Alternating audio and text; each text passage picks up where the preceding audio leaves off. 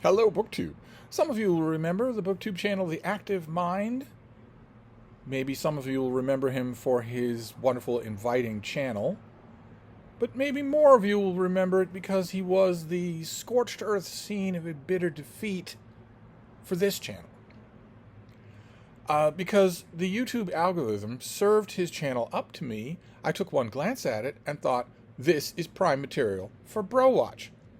The series of videos on this channel where I take a BroTube scam artist and rip them to shreds for your entertainment. I watched a few of the Active Minds videos and thought, you're in like Flynn. This is a prime dude bro channel. He has the soft focus background. He has the busts of philosophers on his shelves. He has 5 copies of An Infinite Jest by David Foster Wallace. He's the right age group. And he has the cow crap ring. The ostentatiously clunky, featureless black cow crap ring that is the signature of all bro-tubers. So I thought, fine, I found another victim. But it didn't turn out that way.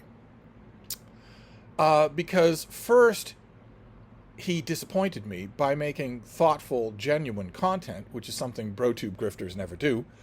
But then he actively stabbed me in the back by being a genuinely nice guy, both on camera and in email. Needless to say, since that debacle, I've had a ceaseless quest for vengeance out for him, waiting for him to make a misstep. And just recently, he did a video on his channel. He and his wife, who's every bit as bookish as he is, and his mother, who I imagine has been dealing with his crap for a long time, all went book shopping in Tennessee. I'll leave a link to the video down below. There's mouth-watering footage of the used bookstores that other people go to, that heading that we all like to see, I swear. There could be a channel just devoted to that, and we would all subscribe to it. The kind of places that you and I would go if we were in the area. We'd find them, we'd Google map them, and we'd go. And he went to a number of different stores and got 16 total books. I thought we'd go through what he got and see if he accidentally bought anything good. So we could start off with the first book in his video, which is The Son of the Circus by John Irving. And unfortunately, I know that John Irving has probably mostly fans on this channel, and I have a long and complicated history with him. He is one of 2 authors in Brock's video that I have a long and complicated history with, and I don't mean a literary history. It feels a little bit odd to condemn the novels of John Irving. To me, personally, it feels a little bit odd to do that. But Son of the Circus, and especially A Prayer for Owen Meany, were the highlight. I know they're his most popular books, but they were the highlight of the period in his life that I call the condescending period.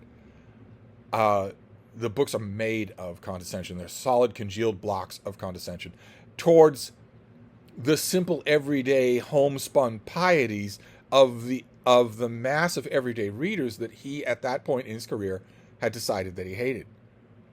So apart from them being bad, because of course you can't write a good book from a bad motive like that, so there are no characters, there's no plot development, it's all self-indulgence. I won't say it's the peak of self-indulgence because I read his last book, but apart from that, there's also that greasy feeling you get that you are reading a book that is more or less successfully hiding its real agenda. I mean, The Active Mind got a good trade paperback of A Son of the Circus, and it should go right into the discard bin. And if that's going to go into the discard bin, it's going to have a lot of company. Because although he narrowly escaped a Bro Watch video, this is a very dude bro list of books that he got. He got As I Lay Dying by Faulkner. The worthless, scabrously untalented William Faulkner.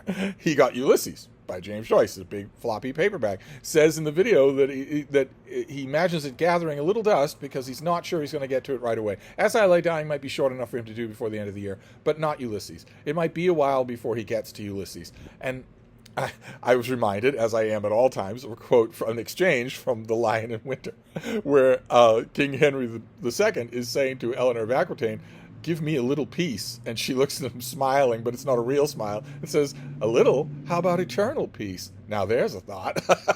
I wanted to say, and did say to the screen, How about the bit of time you take before you get to Ulysses is forever? How about that?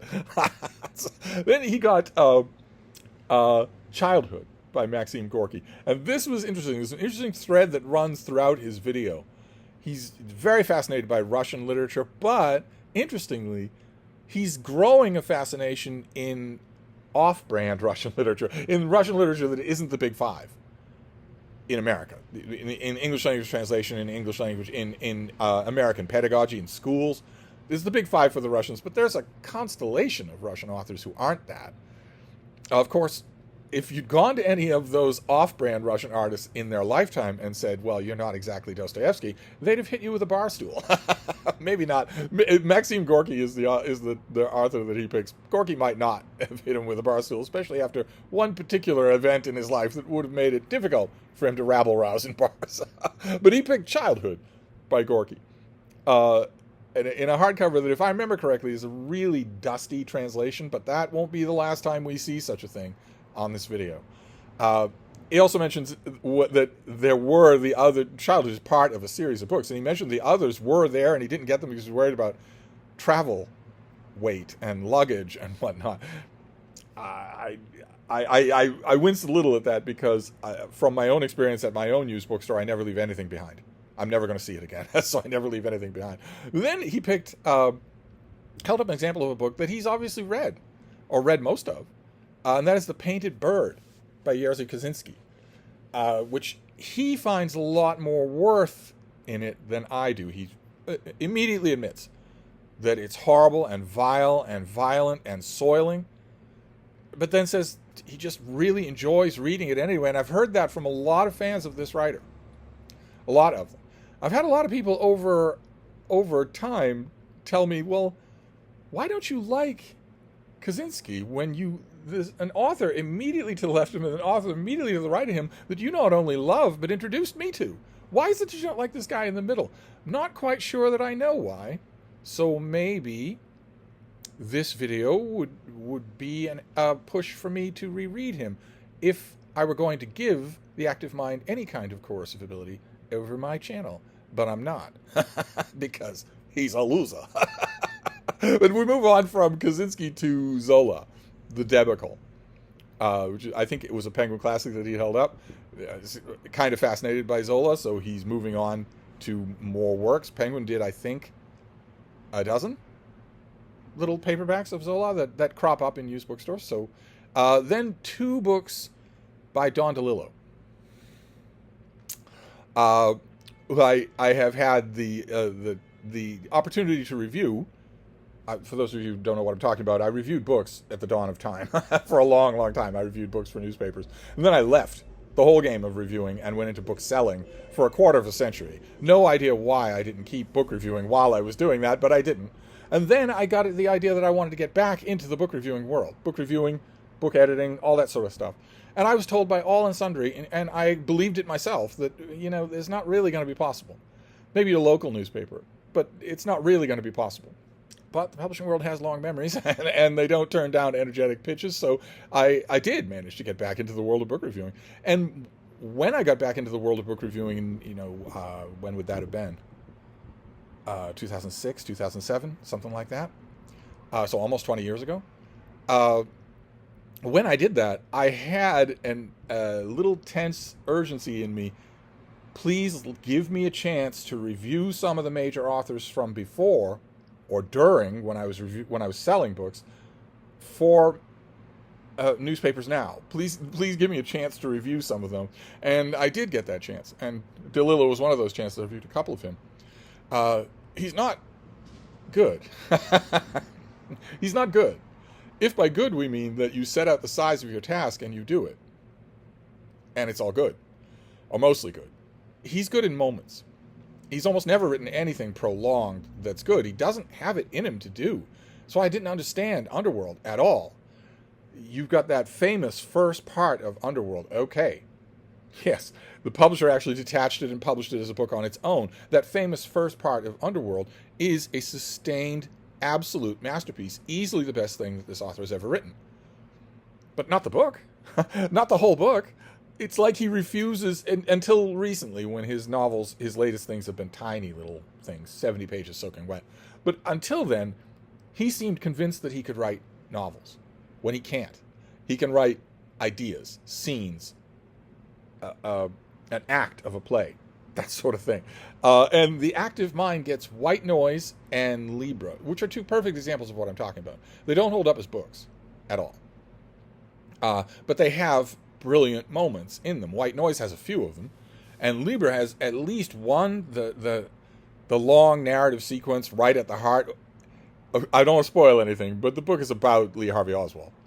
If you're writing a novel about Lee Harvey Oswald, what is going to be the centerpiece moment? What's going to be the centerpiece scene of the book? You're right, and it is, and it's brilliant. So I don't know what The Active Mind will make of this. I have no idea. But then we move back to translated literature, to Red Cavalry by Isaac Babel, which is a fascinating choice. Makes me want to maybe look for the collected short stories, that new translation of the collected short stories, to send to The Active Mind. Not meaning to say that I like him, of course.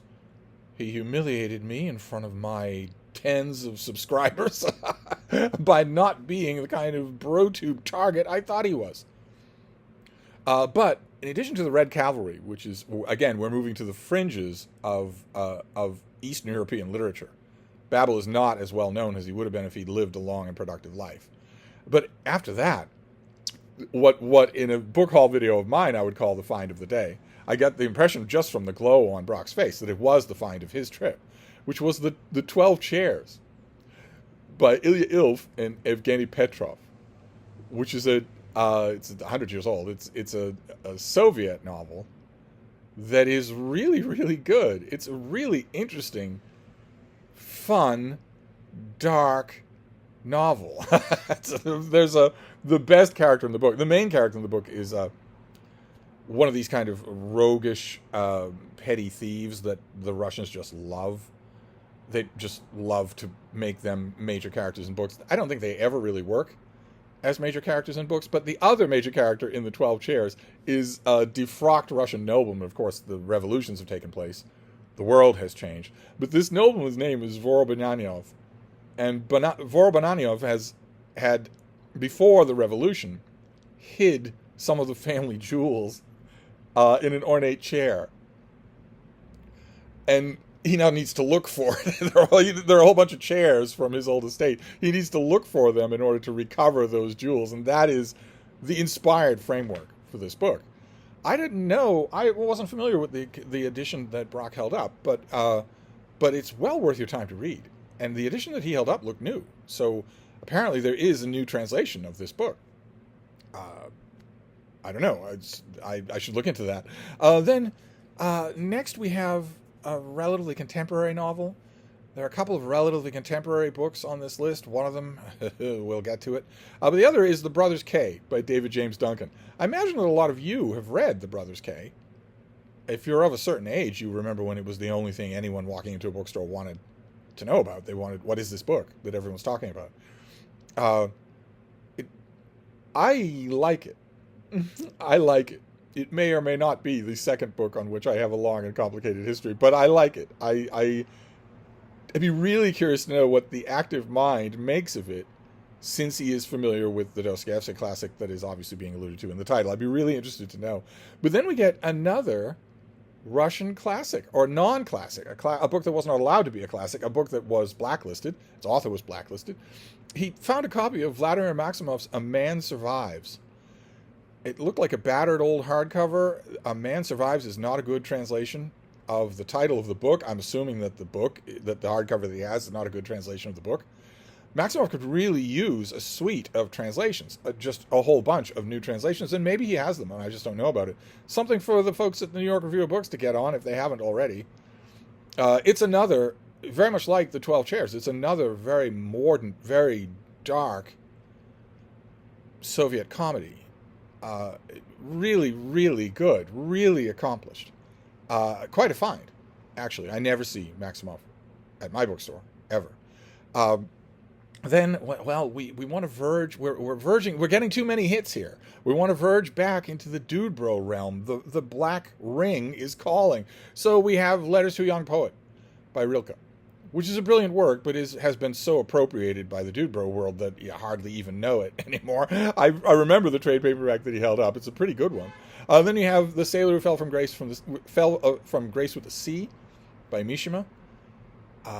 This is one of Mishima's more tightly controlled books and very good. But it doesn't matter. Much like Rilke, they're both really good artists, really good writers, but they have been co-opted by a social movement, by the dude bro movement, the Black Ring Joe Rogan movement, that is a dark chasm into the very worst of humanity, and the active mind is teetering on the edge of that abyss. Can we pull him back? I don't know. He's teetering on the edge of that abyss. He has all the accoutrements. He has the soft focus background. He has the philosopher bust. He has the multiple copies of Infinite Jest. He has the cow crap ring. He has that air of soft-spoken clerical sincerity. He could have 300,000 subscribers tomorrow if he falls off that cliff into the abyss. And don't tell him. Anyway, but Rilke and Mishima are a little bit ambiguous because they are really good writers, but they have been co-opted by dude bros. So it's difficult to just uninhibitedly praise them. Whereas the next writer, it's easy for me to bash. I have been bashing this writer for 20 years. Karl Ove Knausgård. The Active Mind got the paperback of Volume 1 of My Struggle by Karl Ove Knausgård, whose books, the subsequent books in the My Struggle series, have, as I've been saying on this channel for now 8 years, constituted one of the most open and laughable literary frauds ever perpetrated on the Republic of Letters. For anybody, much less everybody, to be calling these things brilliant. It astonishes me. It is quintessential dude bro nonsense. It's poorly, lazily written, but more importantly, it originates from the same sexist double standard that all dude bro lit originates from, which is that if men do it, it's interesting. In these books in My Struggle, Knausgård just indulges himself completely in lazy, flaccid, navel-gazing trivia. That's all the books are. I did this and I did that, and it made me feel this, and that made me a little hungry, and I wondered what food was in. I don't feel like cooking. There's really no place open right now, so I kind of have to. And what is cooking anyway? Just endless amounts of that, mountains of that, and dude bros love it. And why? Because of the sexism involved. Because when men do that, it's meaningful. You're pondering, in a semi-ironic way, all the little shrubbery things that underpin the large questions of existence that are pondered by those guys in busts on my shelves behind me. I'm doing this semi-ironically, but I still want you to take it seriously because I'm a man with a beard. So I can indulge in stupid trivia, and there must be a deeper meaning to it. Whereas, if a female equivalent did the same thing, indulged in the same semi-consciousness, semi-stream of consciousness, in indulgence in trivia and what comes next, and gee, that reminds me, male critics would come out with knives bared, saying, well, it's domestic fiction. Well, it's not really all that interesting. Oh, are we supposed to care about Duck's Newburyport? Are we supposed to care about this stuff? But people are supposed to care plenty when it's you who does it. And why? Because you're a man. And if a man is pondering lug nuts on the red checkered tablecloth in his kitchen, it must mean something. I have the perfect use for that paperback copy that Brock got during his book Odyssey. The perfect use for it. Winter is coming. Colorado, winters can get cold. Put that together with As I Lay Dying and use them as kindling. Don't use them as the actual fire in the fireplace because they're toxic. They'll probably poison the whole house. But use them in a utilitarian way. Or you could have fun and just throw them into the backyard and watch the coyotes avoid them. The coyotes will be picking around at just about anything in the backyard. They'll get up to that and go, ugh. Because they're my people. Canis latrans. But anyway, a ridiculous waste. Just a ridiculous waste of money or attention. I am hoping that the active mind does not read this. It's not a question of reading it and seeing what you think of it. Don't read it. Your reading time is incredibly sparse. It's incredibly rare. You can't afford to waste it on crap like this, especially when you've got good stuff on this list, all of which was bought without consulting me, I might add. But the next item on the list has to be a mistake. It just has to be.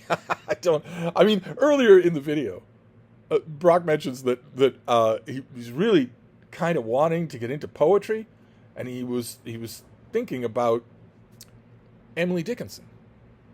And I said to the screen out loud, no, you weren't. You're not allowed to think about Emily Dickinson. What are you talking about? And when he was talking about buying Faulkner, looking for Faulkner, he was saying it was either Faulkner or O'Connor. And I was thinking, well, I don't know what O'Connor you mean, but you can't mean Flannery O'Connor. It's against the rules.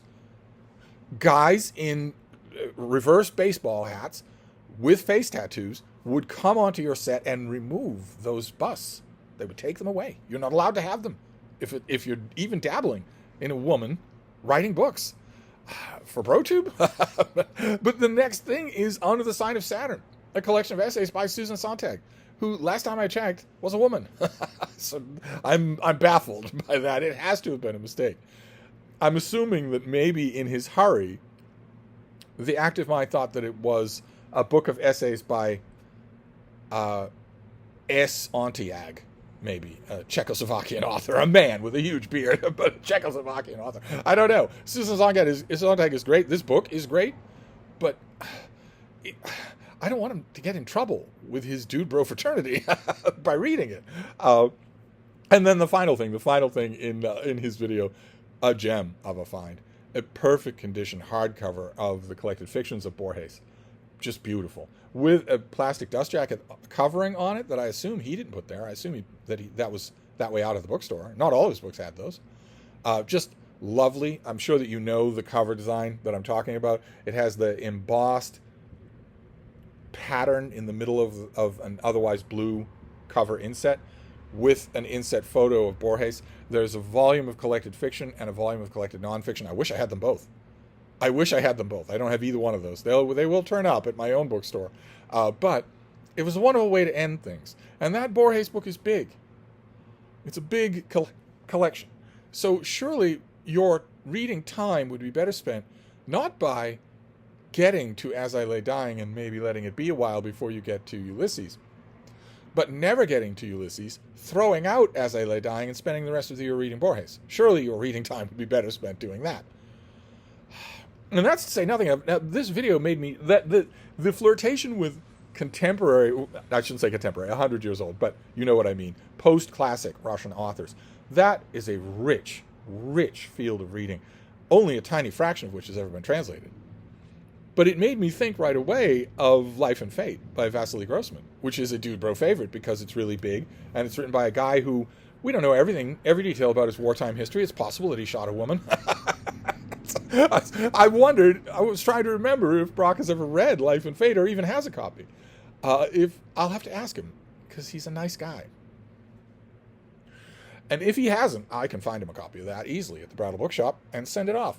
But anyway, I was with him and his wife and his mother in spirit. So every time they came out of a used bookstore and got back in the car and said, "What's that smell?" Yeah, that was me. And that was how he did. It was mostly dude bro crap. But he did manage to hit on a few interesting titles. And that's going to have to do, since he's not a dude bro channel, I can't do a bro watch video on him. I tried, and I failed. But anyway, that was a book shopping expedition in Tennessee by proxy. So none of you is safe. Thank you, BookTube.